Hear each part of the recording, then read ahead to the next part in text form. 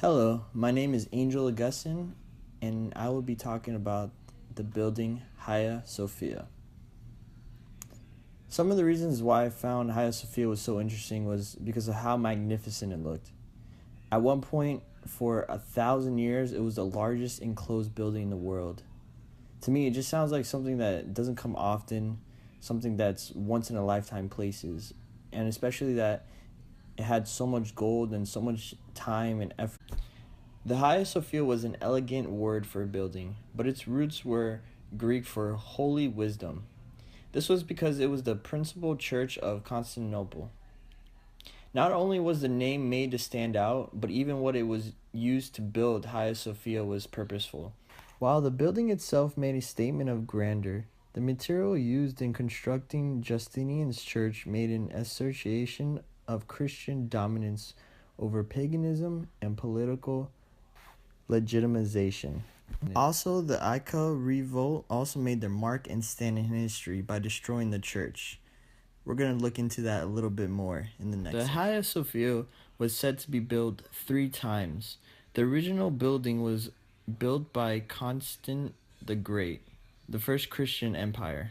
Hagia Sophia was a grand symbol of the Christianity to the world. The church was destroyed, and it was unknown why or how. It was either earthquakes or other natural disasters. Then after some time, it was known that Constantine II and the Empire Theodosius the Great rebuilt the church with a more magnificent outlook and plan. This was in 360 CE. And the last reason why the Hagia Sophia was rebuilt a 3rd time was because in AD 532, the Nika riots and the Great Revolt hit Constantinople. At the time, Emperor Justinian had been a ruler of the empire for 5 years and had become very unpopular. It all started among 2 chariot racing factions called the Blue and Green. With the riots spreading throughout the city, the rioters chanted Nika, which means victory, and attempting to throw out Justinian by slaying him in his palace. On the wake of this uprising, the rioters had burned down the entire church.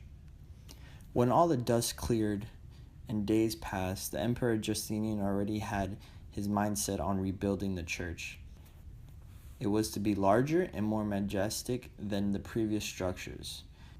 Justinian hired Isidorus and Anthemius.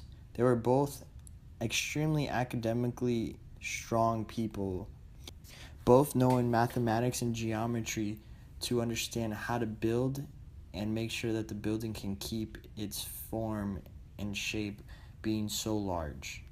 It took these men 5 years to build this church. With other ordinary men, it could have taken 10 to 15 years. The Hagia Sophia was the central dome of the city.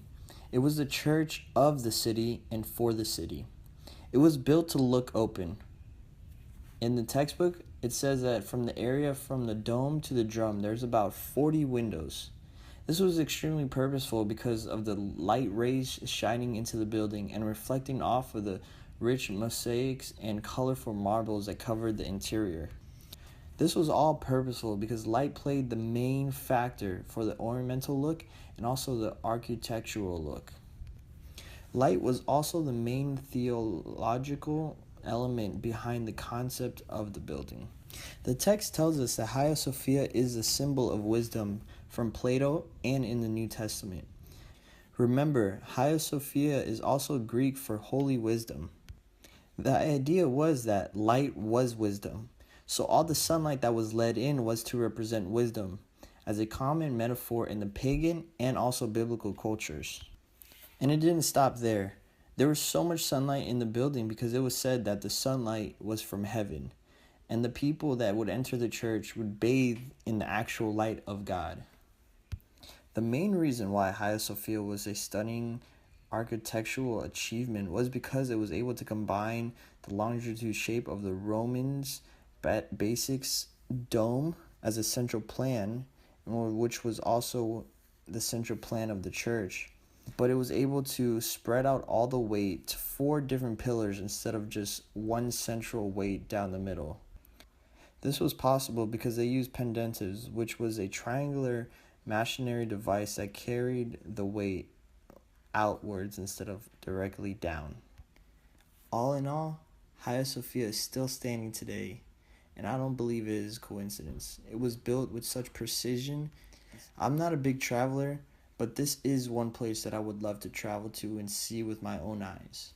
I've heard standing in the middle of the church is almost like standing in a canyon. It sounds like it could take my breath away.